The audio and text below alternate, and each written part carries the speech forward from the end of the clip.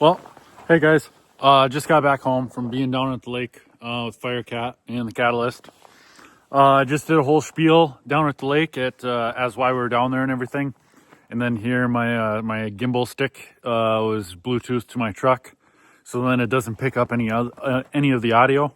So wasted a whole lot of words there for nothing. So now I gotta redo what I was planning on doing down at the lake.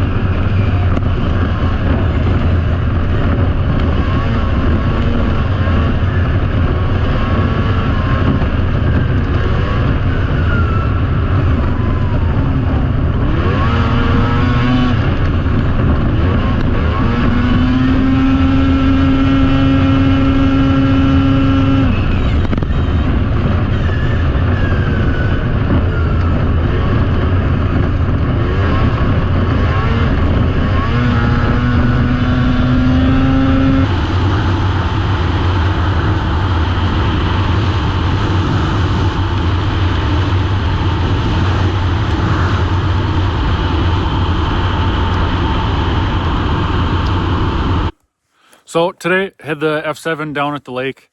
Wanted to get some time on it before we go bring it all the way down to Ottertail for classics class down there.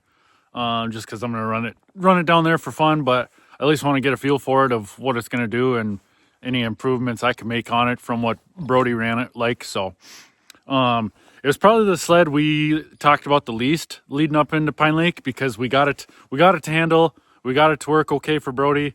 And then we just kind of put it off to the side, and Brody just kind of rode it. Like, we could have made it better and tested and tuned on it for him, but he didn't think it needed it. So it's probably the sled we've talked the least about, but it's probably the sled that I've gotten the most messages about, of just questions of the setup and this and that on it. So I figured I put the GoPro on today a little bit to do a few laps on it. The carbides I wanted to try, pretty aggressive, and didn't bring the right tools down there to make a suspension adjustment. So then I put Brody's carbides on there that he used to race with, and they were a little dull, so it had a little push in the corner.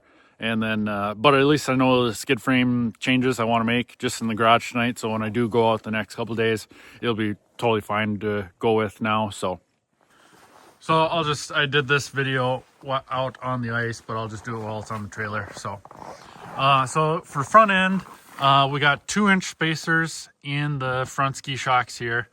Got it nice and low.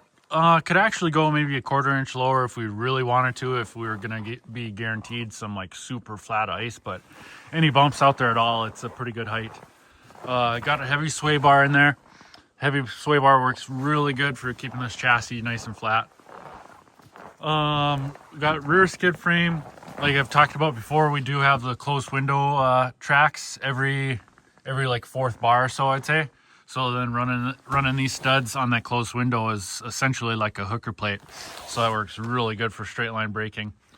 And then we have the custom tunnel protectors in there. You could see the rivets right there running down the whole side of the tunnel that Dad put in there. I think rear skid shock is 1 3/4 inch spacer in there. So what's interesting about the firecats is that they don't have like the torque link on the rear skid frame bolt. So it's essentially just like a solid mount right to the tunnel. Like I'd almost compare it to like an old KTM dirt bike where they have all the linkage just right to the swing arm, kind of like that. Like if you looked like this right here, the torque link, like they had it on the old 97s, had it on our ZRT, but then here they just went solid. So I'd like to ask somebody on kind of why they changed it, why they tried it, and then they went back to it. So and then I think the front strap, the front arm, in between like the rubber bumpers and the front arm, I'd say we just judge it by like sticking our hand up in there and seeing how much distance we have between the rubber bumper and the arm itself. And I'd say we're at like 2.5, 3 fingers right now. So that's the simplest, fastest way that we kind of judge it and kind of just measure it quickly if we want to change it or not. But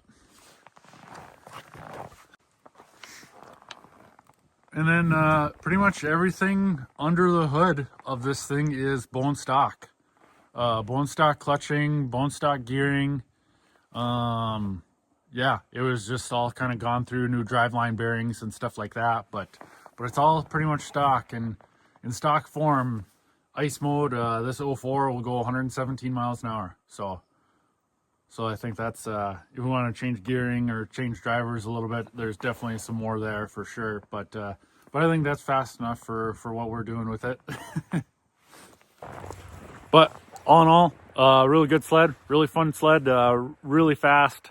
It's surprising on how fast it is, just jumping from that to the 440 or the 4-stroke or the Catalyst. This thing is kind of unreal. But no, I figured I'd just make a quick little video of our setup on it, since I've been getting a lot of questions on it. So if anybody else has any questions about any of our other sleds, there's really no secrets to it. I mean, it's all kind of just a balance of getting the sled to work of the right amount of ski to the amount of studs. Pretty much simplified it. That's what it is, what it comes down to, at least. So okay, yeah, that just a little F7 Lake Lemans build video of how we have our sled set up. So anybody else got any questions, let me know. Thanks for watching.